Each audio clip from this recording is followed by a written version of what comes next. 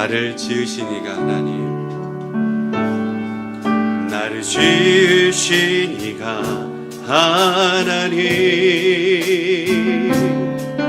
나를 부르신 이가 하나님, 나를 보내신 이도 하나님, 나의 나 된 것은 다 하나님 은혜라. 나의 달려갈 길 다 가도록, 나의 마지막 호흡 다하도록, 나로 그 십자가 품게 하시니, 나의 나 된 것은 다 하나님 은혜라. 한량없는 은혜, 갚을 길 없는 은혜, 내 삶을 애워 사는 하나님의 은혜,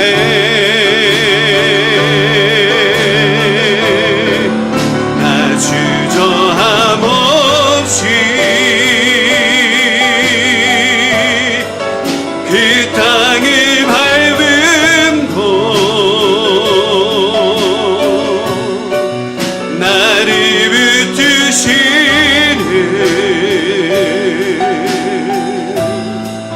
하나님의 은혜, 나를 지으신 이가 하나님, 나를 지으신 이가 하나님, 나를 부르신 이가 하나님, 나를 보내신 이도 하나님, 나의 나 된 것은 다 하나님 은혜라.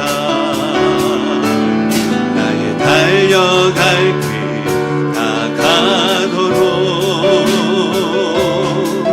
나의 마지막 호흡 다하도록,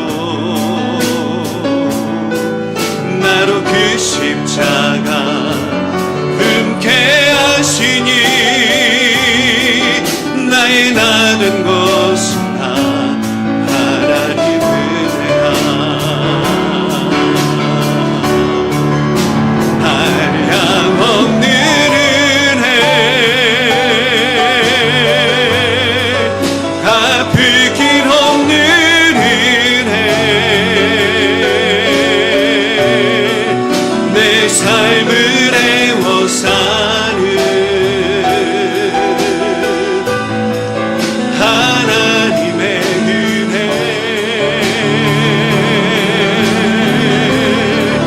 나 주저함 없이 그 땅을 밟음도 나를 붙드시는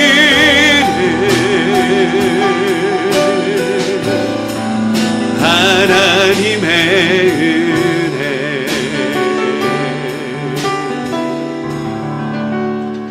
하나님께 영광의 박수 올려드립니다.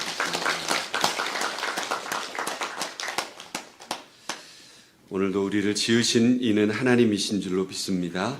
오늘도 저와 여러분들을 이 마지막 주에 하나님 품으로, 또 하나님 은혜로 우리를 이끌어 주셨음을 감사와 영광을 올려드립니다. 오늘로써 여러분 룻기서를 마치려고 합니다.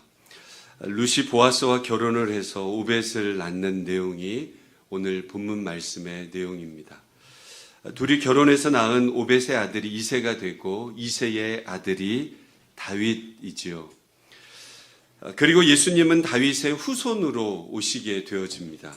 결국 룻과 보아스는 여러분 구속사에 있어서 아주 귀하게 쓰임받는 믿음의 가정이 되어졌다라고 하는 거예요. 한 시대의 큰 구원의 역사를 위해서 쓰임 받는다는 것보다도 여러분 더 큰 영광이 어디에 있겠어요? 특히 룻과 보아스의 가정이 더 귀해 보이는 이유는 그들이 살았던 시대가 영적인 부흥 시대가 아니라 여러분 영적인 암흑 시대라고 불리는 그런 사사 시대였다라고 하는 것입니다. 구원의 빛이 보이지 않는 그 칠흑 같은 어두운 시대에 두 사람이 어떻게 그렇게 귀한 구속 사역에 쓰임 받을 수 있었는지 사사 시대의 특징과 우리가 함께 비교해 보면서 함께 오늘 룻기서를 마무리하려고 합니다. 사사 시대의 특징을 한마디로 말하자면 여러분 사사 시대에는 왕이 없었다는 것이죠. 사사 시대에 굉장히 유명한 말씀이 있습니다. 그때에 왕이 없으므로 사람들이 각각 자기 소견에 오른 대로 행했다. 이 말씀 여러분 너무나도 잘 아시지 않습니까? 왕이 없었기 때문에 각각 자기 소견에 오른 대로, 자기가 원하는 대로, 자기가 생각하는 대로, 자기가 말하는 대로, 행동하는 대로 했다는 거예요. 여러분, 하나님이 안 계셨다는 것이 아니에요. 왕 대신 하나님은 어떻습니까? 전에도 계시고, 지금도 계시고, 미래에도 계실 여호와 하나님. 할렐루야. 그런 분이신데 이스라엘 백성들이 왕 대신 하나님이 없는 그런 삶을 살았다는 것입니다. 결국 하나님의 말씀을 멀리했고 그래서 전부 자기 생각대로 자기가 왕이 되어져서 살아간 시대, 그 시대가 여러분 사사 시대입니다. 사람이 하나님의 말씀을 멀리하면 여러분 삶의 기준은 말씀이 아니라 돈이라고 하는 것이 자리 잡게 되어져 있습니다.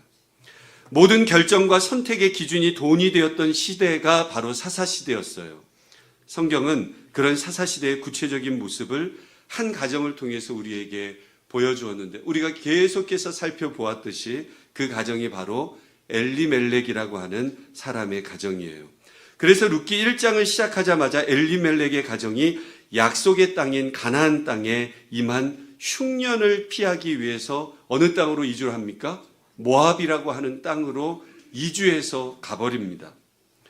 하나님의 백성이 여러분 당연히 하나님께서 주신 약속의 땅인 이 가나안 땅에 있어야 되는데 흉년이 임하자 하나님의 거룩한 뜻, 하나님의 방법을 다 저버리고 먹고 살기 위해서 경제적으로 이유도 묻지 않고 따지지도 않고 여러분 모압으로 자기 마음대로 이주해 버린 거예요.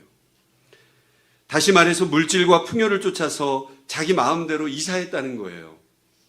이게 사사시대의 보편적인 사람들의 모습이었다라고 하는 거예요. 그렇게 쉽게 약속의 땅을 떠나고 하나님의 뜻을 떠나자 여러분 집안이 잘 될 리가 있겠어요? 없겠어요? 집안이 잘 될 리가 없는 거예요. 엘리멜렉의 가정이 이방 땅인 모압으로 이주하자마자 가장인 엘리멜렉이 그만 목숨을 잃고 맙니다. 만약 엘리멜렉의 아내인 나오미가 영적으로 좀 깨어있는 사람이라고 한다면 그러니까 여러분 교회에는 여자가 많아요? 남자가 많아요? 네. 영적으로 깨어있는 분들이 더 많은 거예요.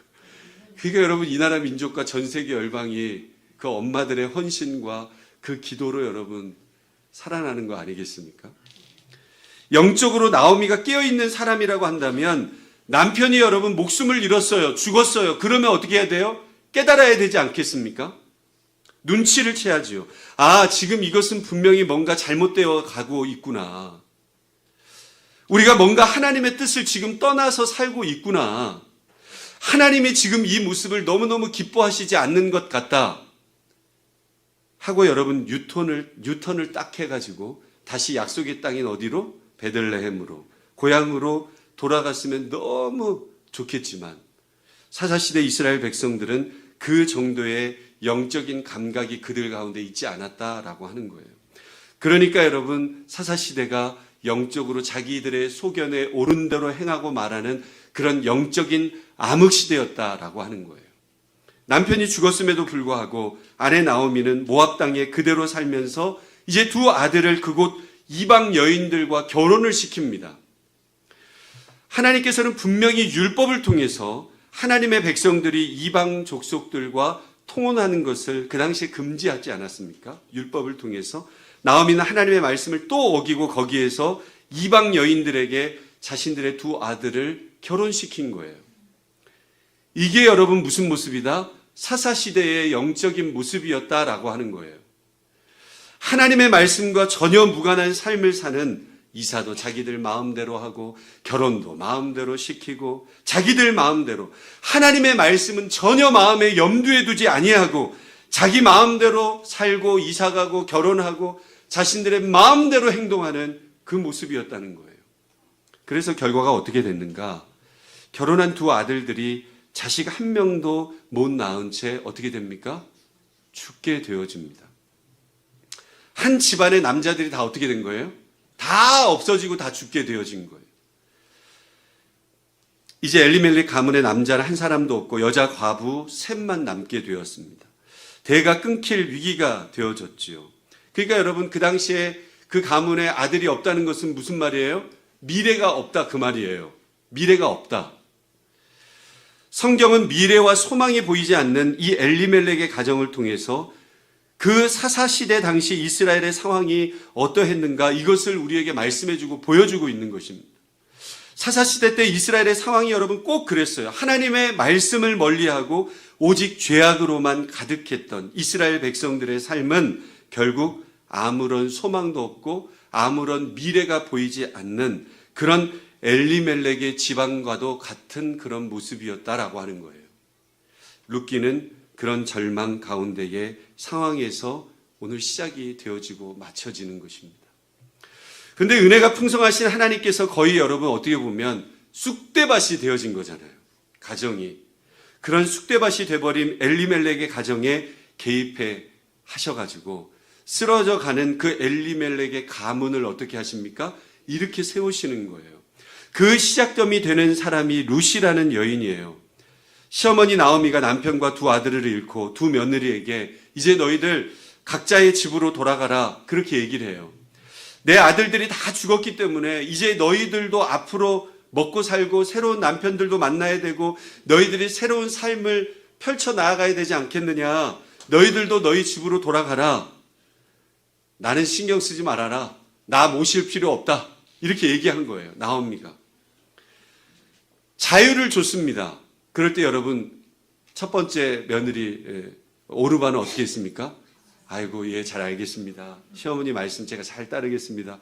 그리고 여러분 그냥 자유를 선택하고 가지 않았습니까?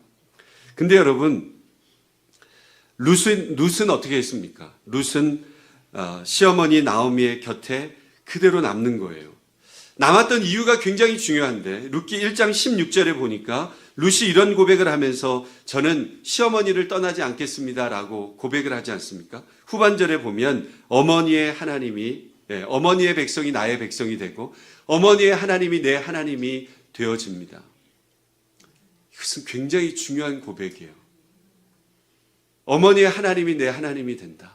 내가 지금 두 아들 다 잃고 시아버지까지 다 이런 모습들을 다 보았는데도 룻이 그렇게 고백하는 거예요. 어머니를 치신 하나님이 나를 치셔도 괜찮습니다. 그 고백과 여러분 같다 말씀드리지 않았습니까? 이 고백을 하면서 룻은 시어머니가 자유하라고 해도 자유하지 않고 어머니를 따라 나서요.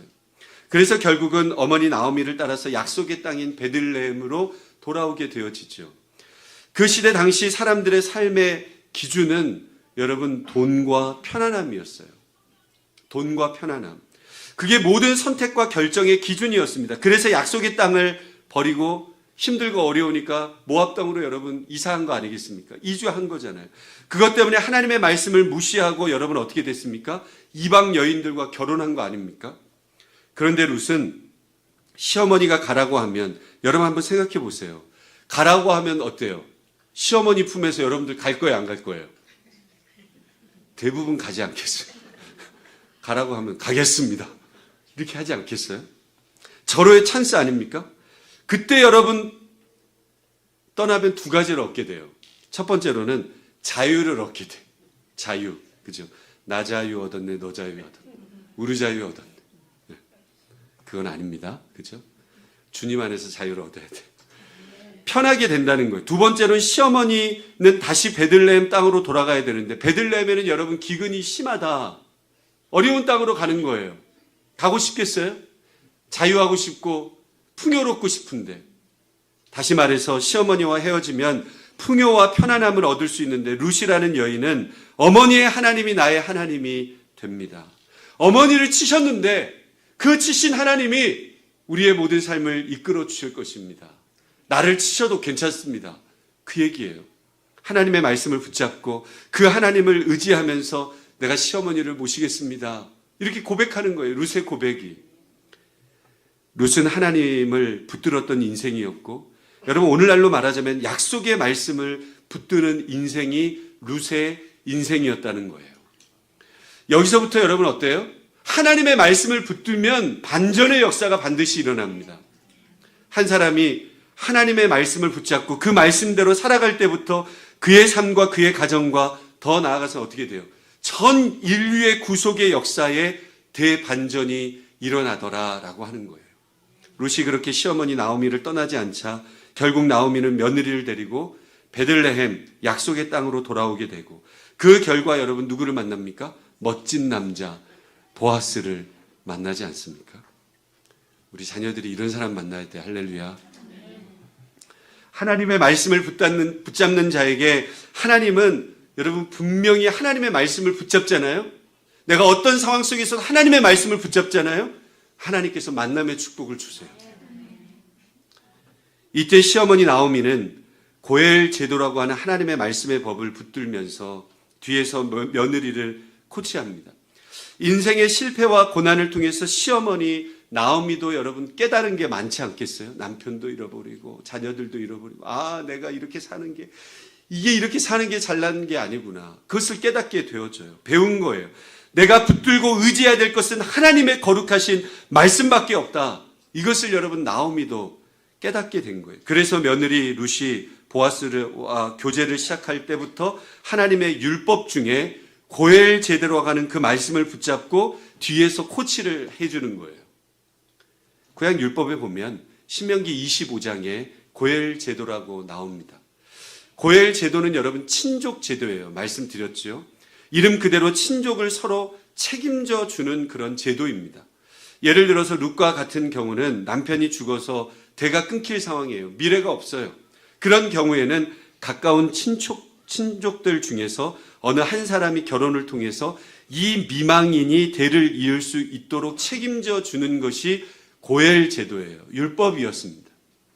시어머니 나오미는 고엘 제도를 염두에 두고 며느리 룻을 가까운 친족인 보아스와 결혼시키려고 뒤에서 어떻게 합니까? 코치를 하는 거예요. 이렇게 해라. 사실 엘리멜렉의 기업을 물을 수 있는 사람은 보아스 말고도 있었어요, 없었어요? 보아스 말고도 있었습니다. 보아스보다도 더 가까운 친족, 다시 말해서 1순위가 있었어요. 그러니까 원래 룻을 아내로 맞이할 권리는 보아스가 아니고 그 1순위 사람입니다. 그런데 그 1순위 사람이 룻과의 결혼을 어떻게 합니까? 거절을 해요. 안 한다 그래요. 이유가 여러분 뭘까요? 룻이 마음에 안 들어서일까요? 얼굴이 못생겨서일까요? 외모 때문에 그럴까요? 이유는 단순합니다. 그거는 돈 때문에 그렇습니다. 그 사람이 룻을 아내로 맞이하면 룻만 아내로 맞이하는 게 아니에요. 룻이 속한 엘리멜렉 가문의 땅까지 함께 다 책임져야 되는 거예요. 여기서 중요한 문제가 생깁니다. 만약 그 사람이 룻과 결혼해서 아들을 낳게 되면 그 땅은 자기 소유가 되어지는 것이 아니라 룻의 아들, 즉 엘리멜렉 가문의 이름으로 돌아가게 되어진다는 거예요. 쉽게 말하면 이거죠. 내가 막 돈 들여가지고 땅을 지키고 책임은 내가 다 지는데 결국 그 땅은 내 것이 아니라 다른 사람 아들 소유가 되는 그런 상황이 된다는 거예요. 그러니까 여러분 그 첫 1순위 사람이 계산을 해보겠어요? 안 해보겠어요? 계산을 당연히 해보지 않겠습니까? 이거는 이 결혼은 나한테 남는 게 있다 없다? 네, 남는 게 없는 거예요. 괜히 내가 나서가지고 그냥 손해만 보겠다. 그래서 1순위였지만 포기하는 거예요. 그 결과 자기 이익을 따지지 않았던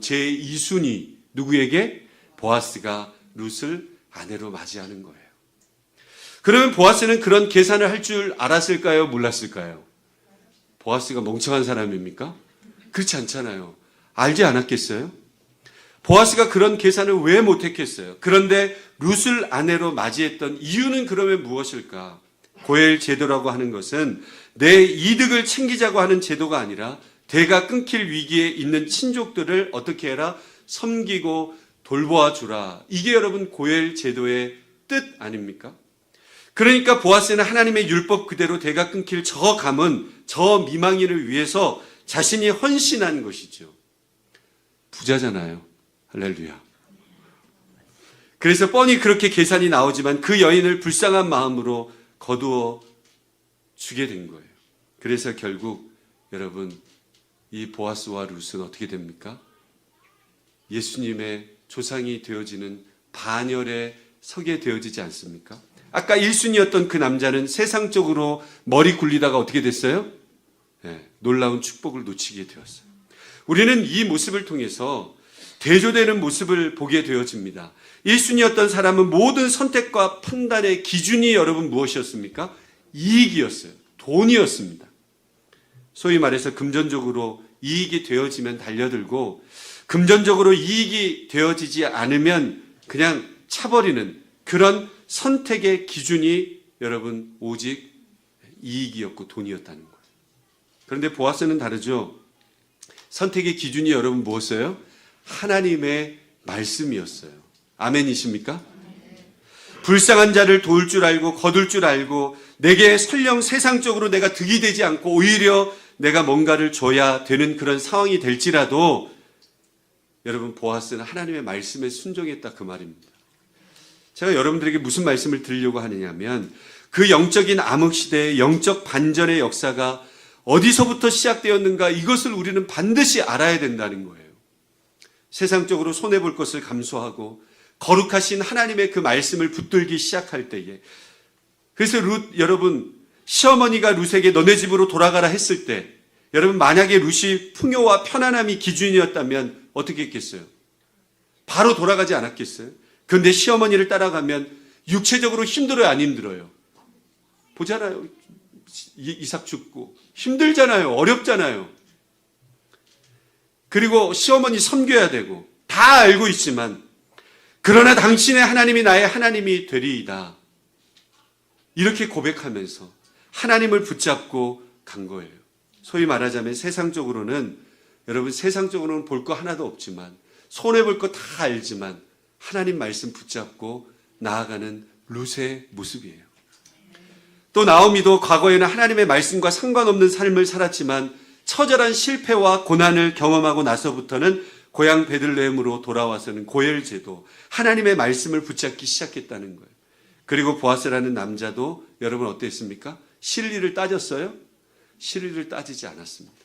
하나님의 말씀 그대로 순종했다는 거예요.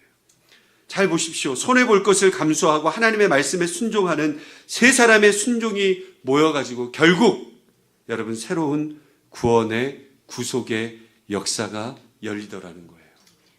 반전의 역사 아니겠어요? 이것이 바로 하나님의 은혜고 회복의 역사임을 여러분 믿으실 수 있기를 바랍니다. 하나님께서는 엘리멜렉의 가정이 회복되는 모습을 통해서 장차 이스라엘 백성들이 어떻게 회복될 것인지를 우리에게 말씀하고 보여주고 있는 것이죠. 그 회복의 키가 여러분 무엇이라고요? 하나님의 말씀으로 돌아가는 거예요. 사랑하는 성도 여러분, 요즘 세상 살아가는 거 어때요? 너무 어렵고 쉽지 않습니다. 많은 분들이 살기가 너무너무 어렵다.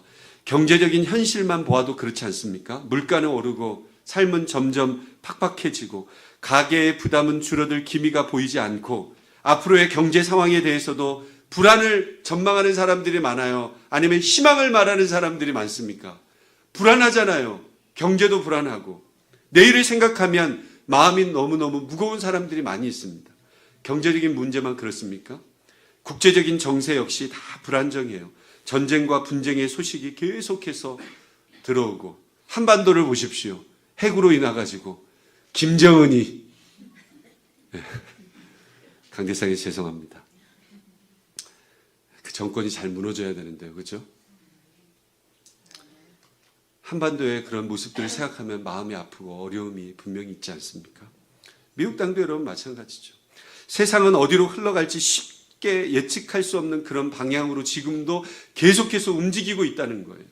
이런 시대를 살아가다가 보니까 마음이 여러분 지치고 앞날이 걱정되고 내가 도대체 무엇을 붙잡고 살아가야 되는가? 이 질문이 여러분 마음속에 끊이지 않잖아요.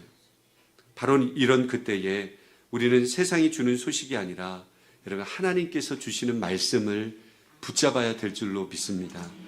영적으로 여러분 우리가 위기 시대에 살고 있어요. 사회 전반에는 여러분 어떻습니까? 이 미국 땅에도 성적인 가치관 많이 흔들리지 않습니까? 한국도 여러분 마찬가지예요. 미국 교회, 한국 교회 예배와 기도가 여러분 강해지고 있어요? 약해지고 있어요? 네. 강해지고 있습니까? 현실이 그렇게 놓여져 있어요. 교회사적으로 보면요 여러분 부흥의 때마다 예배는 강화되고 기도의 자리는 뜨거워졌어요. 오늘날에는 예배가 너무 편의에 따라 여러분 축소되어지고 점차 사라지고 있는 거예요. 그게 여러분 점차 교회만의 문제가 아니라 여러분 모든 미국 교회, 한국 교회 모든 교회들의 문제가 지금 되어지지 않았어요. 이러한 영적인 위기 속에서 살아남는 방법은 여러분 분명해요. 룻기가 보여주듯이 영원한 것에 자기를 묶는 거예요. 영원한 것에 나를 묶어버리는 거예요. 흔들리는 세상 속에서 흔들리지 않는 하나님께 붙들릴 때 우리는 넘어지지 않아요. 여러분 예전 영화에도 보면 허리케인이라는 영화 있어요. 그 영화에서도 보면 사람들이 막 허리케인으로 막 다 죽는데 엄청난 크고 단단한 나무에 자신을 묶은 사람이 살아나는 거예요. 오늘 우리는 하나님이라고 하는 영원한 반석 위에 우리를 묶어야 될 줄로 믿습니다. 여러분 위기의 때에 우리가 살아나는 방법은 영원히 변하지 않고 영원히 꺾이지 않고 영원히 흔들리지 않는 것에 우리 자신을 묶어야 되는 거예요. 세상은 다 변해요. 지금 여러분 AI를 통해 가지고 얼마나 지금 운전도 그냥 손 놓고 운전하고 그런 시대가 왔어요. 여러분 상상해 보셨습니까? 아 그런가 보다. 굉장히 위대하신 분들이야. 그러면 그런가 보다. 굉장히 놀라운 시대 속에 살고 있어요. 앞으로는 여러분 집안에 빨래 해주고 요즘 빨래 개는 그 기계도 나왔더라고요. 탁 하면 착 개가지고 탁 나와요. 여성들에게 더 좋은 세상이 와요. 네. 설거지 해주는 로봇도 옆에 이제 올 거예요.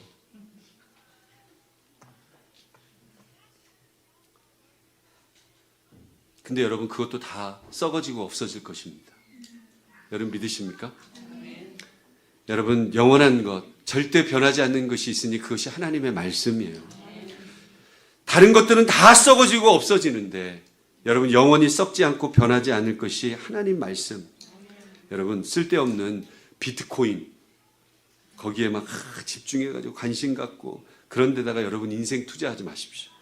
그런 것은 여러분 어때요? 가치가 막 올라갔다 떨어졌다 올라갔다 떨어졌다 거기에 내 마음이 올라갔다 내려갔다 올라갔다 내려갔다 그렇게 하잖아요. 그렇지 않아요? 주식도 여러분 마찬가지지만 네. 하나님의 말씀은 요동치지 않아요. 어떤 세상의 위기가 몰려와도 조금도 흐트러짐이 없을 거예요. 여러분들이 가진 물질과 재능과 시간을 여러분 영원한 것에 투자하시기를 주님의 이름으로 축원합니다. 그게 여러분 위기 때 살아남는 방법이에요. 여러분 어떤 교회가 살아남을까요? 뭐 엄청 교회가 웅장하고 크고 막 대형 교회가 살아남을까요? 그러면 소형 교회가 살아남을까요? 어떤 교회가 살아남을까요? 정답은 하나님의 말씀대로 운영되는 교회가 살아남는 거예요. 아무리 대형 교회도 무너지는 건 한순간이거든요. 여러분 세워지는 것은 굉장히 어렵습니다. 몇십 년 걸려요. 근데 한순간에 갈라지고 넘어지고 쓰러지는 건 한순간이에요. 하나님 말씀 가운데 있지 않으면 넘어진다니까요. 오늘 본문 말씀은 룻에게 아들을 주시는데 그 아들이 바로 다윗의 할아버지 오벳이다. 그래서 오벳이 탄생함으로 룻기가 막을 내린다는 이야기입니다. 이게 무슨 말이냐면 분명히 룻기의 시작은 여러분 뭘로 시작했죠? 먹고 사는 걸로 시작을 했어요. 먹고 사는 걸로. 여러분 잘 생각해 보세요. 룻기의 시작은 먹고 사는 거예요. 기근이 들어서 먹고 살 게 없어서 이방 땅 모압으로 이주하는 것에서부터 시작이 되어집니다. 다시 말해서 먹고 사는 문제로 룻기가 시작됐는데 마지막은 여러분 뭘로 끝나냐면 먹고 사는 문제의 해결 정도가 아니라 예수님의 조상이 되는 오벳을 낳는 것으로 룻기가 끝이 나요. 이 말이 여러분 무슨 뜻입니까? 하나님께서는 엘리멜렉이라고 하는 한 가정을 회복시키시되 이스라엘을 회복시키되 먹고 사는 문제만을 회복시켜 주시는 것이 아니라 여러분 구속사에 쓰임받는 가정으로 하나님께서 회복시켜 주시더라. 먹고 사는 것이 여러분 중요한 것이 아니고 하나님 앞에 쓰임받는 것이 중요하더라. 이거 말씀하고 있지 않습니까? 우리도 여러분 마찬가지예요. 진정한 회복은 우리의 건강, 여러분 감기 드는데 또 감기 걸려요, 안 걸려요? 안 걸리시기를 예수님의 이름으로 축원합니다. 네, 암병이 때로는 찾아올 수 있어요. 근데 그 암이 또 사그러졌다고 해서 또 다른 암이 찾아올 수도 있어요. 예수님 믿는다고 해서 여러분 다 회복되고 건강해지는 거 아니에요. 우리 마음이 중요하지. 건강이 다시금 회복되고 먹고 사는 문제만 회복되는 게 진정한 회복이 아니라 항상 하나님의 진정한 회복 안에는 무엇이 여러분 있습니까? 그것은 사명의 회복이에요. 사명의 회복. 이거 굉장히 중요한 말이죠. 사명을 회복하는 것. 하나님께서 우리에게 주신 사명이 무엇인가? 이것을 놓치면 안 돼요. 왜 하나님께서 나를 하나님의 자녀로 선택해 주셨는가? 왜 하나님께서 저와 여러분들을 믿음의 사람으로 여러분 불러주셨습니까? 예수 안 믿는 사람보다 더 잘 먹고 잘 살라고? 그렇게 불러주신 거예요? 하나님 나라를 위해서, 확장을 위해서 쓰임받으라고 우리를 불러주신 거 아닙니까? 하나님의 구속사의 한 축이 있어요. 여러분, 우리가 일 안 하면 다른 사람을 통해서 일하세요, 하나님은. 그 한 축이 있어요. 그 축 안에서 우리가 쓰임받도록 하나님께서 저와 여러분들을 불러주신 것 아니겠어요? 그런데 우리는 그 중요한 사명은 까마귀득히 잊은 채 오늘 본문에 나오는 엘리멜렉과 나오미처럼 오직 그냥 먹고 사는 일에만, 직장만이, 내 사업 잘 되는 것만이 최고의 목표로 여긴다고 한다면, 여러분의 인생을 거기에 다 쏟아붓는다고 한다면 그것은 오늘 사사시대 백성들의 모습과 내 소견에 오른 대로, 내 마음대로, 내 행동대로 행하는 것과 뭐가 다르겠습니까? 사랑하는 성도 여러분, 잊지 마십시오.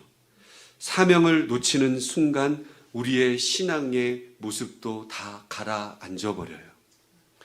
영원 구원이라고 하는 가장 본질적인 사명을 놓치지 않는 그런 교회가 여러분, 우리 사과나무 교회가 되어야 될 줄로 믿습니다. 바라기는 구속사에 쓰임받는 룻의 가정의 모습을 보면서 여러분, 우리의 잃어버린 영적인 사명을 다시 한번 회복하시기를 주님의 이름으로 축원합니다. 말씀을 맺겠습니다. 룻기는 1장에서 보면 여러분 굉장히 우울해요.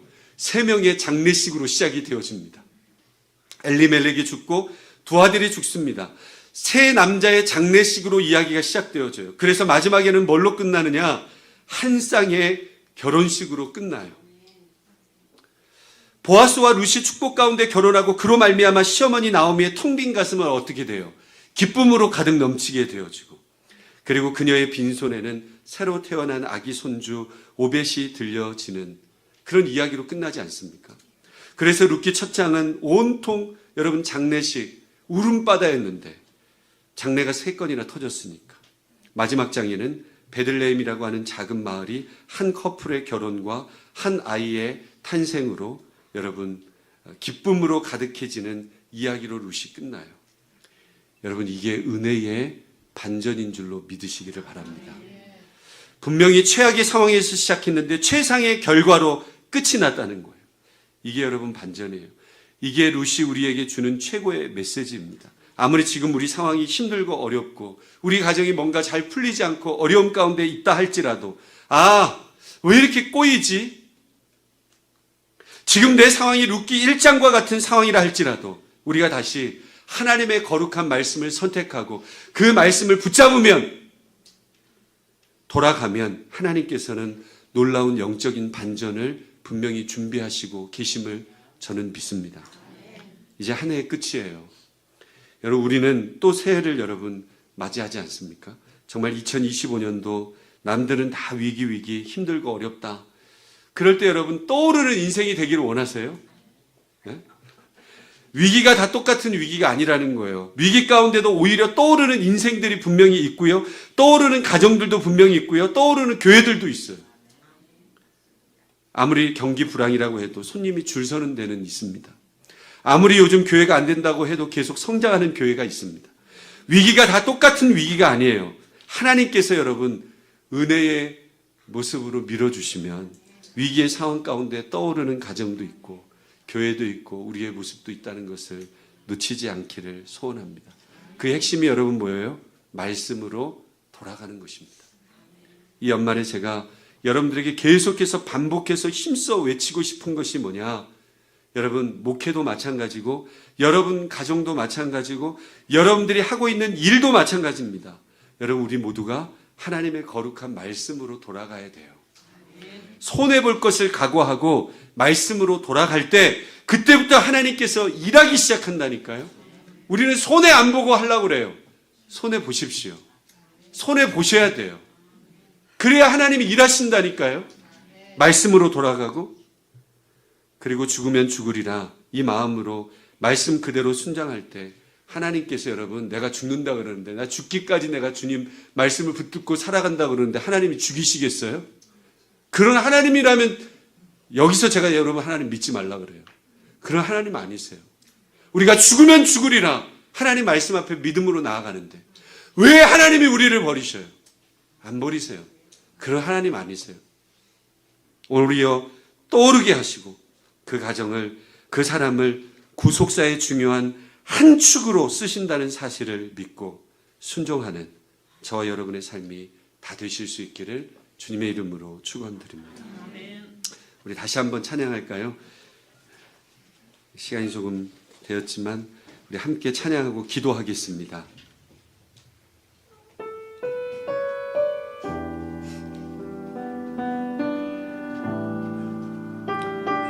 나의 나된 것은 하나님의 은혜, 내일의 내가 되는 것도 하나님의 은혜로 됩니다. 나를 지으신 이가 하나님, 나를 부르신 이가 하나님, 나를 보내신 이도 하나님, 나의 나된 것은 다 하나님 은혜라. 나의 달려갈 길 다가도록 나의 마지막 골을 다하도록 나로 그 십자가 품게 하시니 나의 나된 것은 다 하나님 은혜라. 한량없는 은혜, 갚을 길 없는 은혜, 내 삶을 내와 사는 하나님의 은혜, 하나님의 은혜.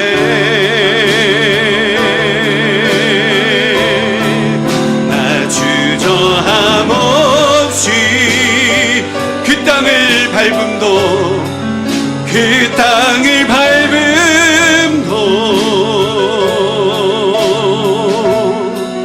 나를 붙드시는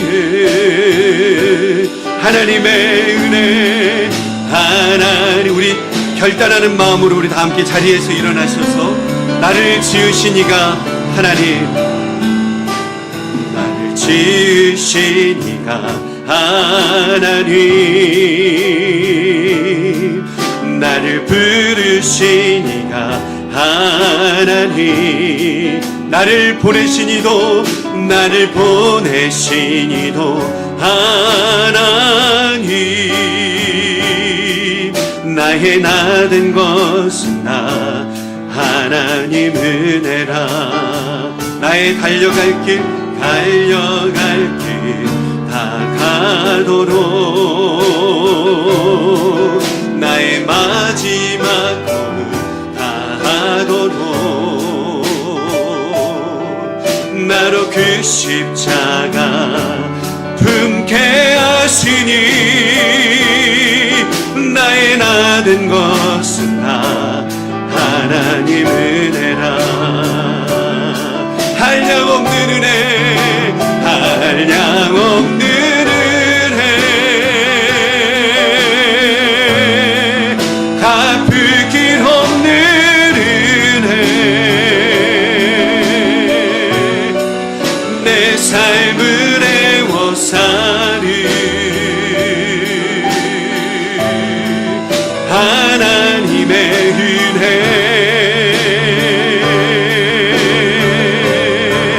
나 주저함 없이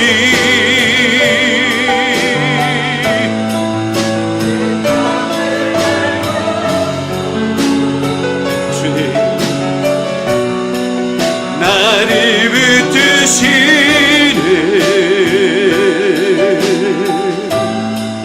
하나님의 은혜. 이 시간에 가슴에 손을 얹고 이 시간 함께 기도하기 원합니다. 거룩하신 주님, 위기의 시대에 세상의 계산이 아니라 하나님의 말씀을 붙들게 하여 주옵소서. 때로는 손해를 감수하더라도 하나님의 거룩한 말씀을 선택하는 믿음을 우리 가운데 허락해 주옵소서. 먹고 사는 문제에만 매이지 않게 하시고 우리의 가정과 교회가 구속사에 쓰임받는 가정, 쓰임받는 교회가 되게 하여 주옵소서. 때로는 우리의 상황이 어렵고 힘들지라도 하나님 말씀으로 돌아갈 때에 은혜의 반전을 경험하게 도와 주옵소서. 이 시간 말씀을 품고 함께 기도하며 결단합니다. 거룩하신 성령님 감사합니다. 하나님, 오늘도 주님께서 주시는 은혜의 반전과 능력의 역사를 하나님, 우리의 아버지 하나님 마음속에 하나님의 말씀을 하나님 붙잡고 하나님 믿음으로 나아가는 그런 은혜가 우리 가운데 임할 수 있도록 성령께서 역사하여 주옵소서. 하나님, 문제가 가운데 하나님 넘어지고 쓰러지는 그런 마음이 아니고 하나님의 거룩하신 은혜의 일들을 우리가 믿음으로 감당하며 하나님의 그 거룩하신 구속사에 믿음으로 하나님 쓰임받는 우리의 가정들, 우리의 교회가 되어줄 수 있도록 하나님께서 성령으로 하나님 우리를 다스려 주옵소서. 때로는 하나님 우리의 상황이 어렵고 힘들지라도 하나님의 말씀, 은혜의 역사, 은혜의 반전들이 우리 가운데 하나님 넘쳐흐르도록, 그래서 하나님의 말씀에 붙들린 바 되어지는 인생들이 되어질 수 있도록 성령께서 하나님 인도해 주옵소서. 하나님의 은혜로 되어집니다. 갚을 길 없는 하나님의 그 놀라우신 사랑으로 우리를 이끄시고 역사하심을 우리가 믿습니다. 하나님, 손해를 각오하게 하여 주옵소서. 말씀으로 돌아가게 도와 주옵소서.